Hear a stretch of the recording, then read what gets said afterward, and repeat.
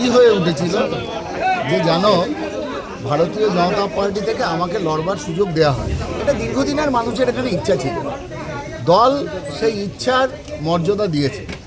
আমি আশা রাখব আমার আপা মর চুচুড়াবাসী এই দলের সিদ্ধান্তে খুশি হবেন এবং তাদেরও দায়িত্ব যাতে সবাই সেই দায়িত্ব কাঁধে নিয়ে 4 মে আমরা বিজয় উল্লাস করতে পারি এবং চুচুড়ার মানুষের সুখ দুঃখ, চুচুড়ার মানুষের স্বাচ্ছন্দ্য, সেই দায়িত্ব যদি চুচুড়ার মানুষ আমার কাঁধে ন্যস্ত করে অবশ্যই আমি চেষ্টা করব যতটা আমার পক্ষে সম্ভব সবার সমস্যা দূর করে যতটা আমার ক্ষমতা আছে, আমার পক্ষে সম্ভব আছে, তাদেরকে স্বাচ্ছন্দ্যে রাখার চেষ্টা আমি করি। একটা সময় লোকসভায় আপনার হাত ধরেই লকেট চ্যাটার্জি জিতেছিল এই হুগলি লোকসভায়, তারপর আপনাকে মাঠে না, লড়ার মাঠে তো আমি 21-এও ছিলাম।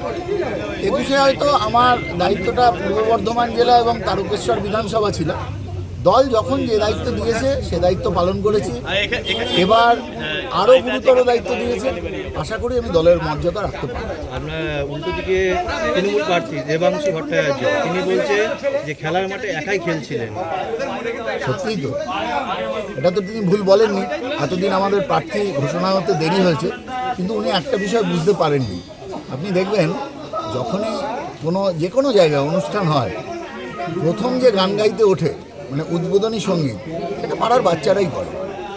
তারপর যিনি আসেন তিনি একটু গান টান শেখেন, পাড়ার কয়েকজন উঠে তারপর পরের আর্টিস্ট তারাই হয়। কোনো সময় দেখি যে স্টার আর্টিস্ট প্রথমে গান করতে আসে। আমি মনে করি চুচুড়ার মানুষ আমাকে স্টারের মর্যাদা দেবে। দেবাংশু ভট্টাচার্য আপনাকে শুভেচ্ছাও জানিয়েছে। আমারও শুভেচ্ছা রইল, অবশ্যই ভারতীয় জনতা পার্টির পক্ষ থেকে তাকে শুভেচ্ছা জানাই। তিনি বহু দূর থেকে এই লড়াইয়ের ময়দানে অবতীর্ণ হয়েছে। তিনি চুচুড়ার মানুষকে চিনুক, বুঝুক, অনেকটা সময় ব্যয় হবে। চুচুড়ার মানুষ ছোটবেলা থেকে আমাকে দেখে বড় হয়েছে, বড় হয়েছি চুচুড়ার মানুষের চোখের সামনে। ঘরের মাঠ, চেনা পিচ, অবশ্যই সেঞ্চুরি করতে অসুবিধা হবে। রাজনৈতিক জীবনে দ্বিতীয়বার প্রার্থী, কি বলবেন? না, দ্বিতীয়বার আমি প্রার্থী নই। রাজনৈতিক জীবনে আমি একবার আমার সভাপতিত্বে লোকসভা জিতেছিল, প্রার্থী ছিলেন লকেট চ্যাটার্জি।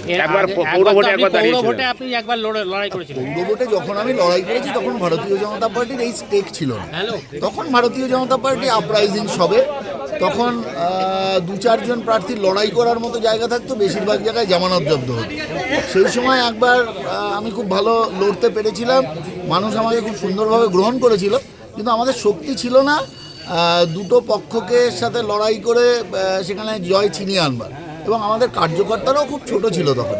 আজকে আমার কার্যকর্তারা যথেষ্ট যোগ্যতা সম্পন্ন এবং সবাই যেভাবে একদম নিচু স্তর থেকে উঁচু স্তর অবধি যেভাবে আমাকে সাপোর্ট করেছে, অনেক স্রোতের বাইরে গিয়েও যেভাবে দল আমার পাশে দাঁড়িয়েছে, আমি আশা রাখবো আমি দলের এই মর্যাদা রাখতে পারবো। আশা কি করছেন? 50,000 মিনিমাম মার্জিন। দাদা, অ্যাডজুডিকশনে বহু মানুষের নাম বাদ গেছে, সেই জায়গায় কি বলবেন তাহলে? দেখুন, এটা একটা প্রক্রিয়া, এসআইআর একটা প্রক্রিয়া, সেখানে কোনটা ঠিক কোনটা ভুল বিচার করার যাদের কাঁধে দায়িত্ব আছে সেই বিচারপতিরাই ঠিক সিদ্ধান্ত নেবেন। যদি কোথাও ভুল থাকে সেটা আমার মনে হয় যেটা ইসিআই এর সিদ্ধান্ত সেটা সবাই মেনে নিয়ে যেটা ঠিক হবে সেটা নিয়েই আমরা লড়াই করব। এটা ভোটে প্রভাব পড়বে না তো? ভুল যদি কিছু থাকে, বিচার করছে বিচারকরা, সেখানে আমাদের প্রভাবের কি আছে? মানুষ ভোট দেবে, মন খুলে ভোট দেবে।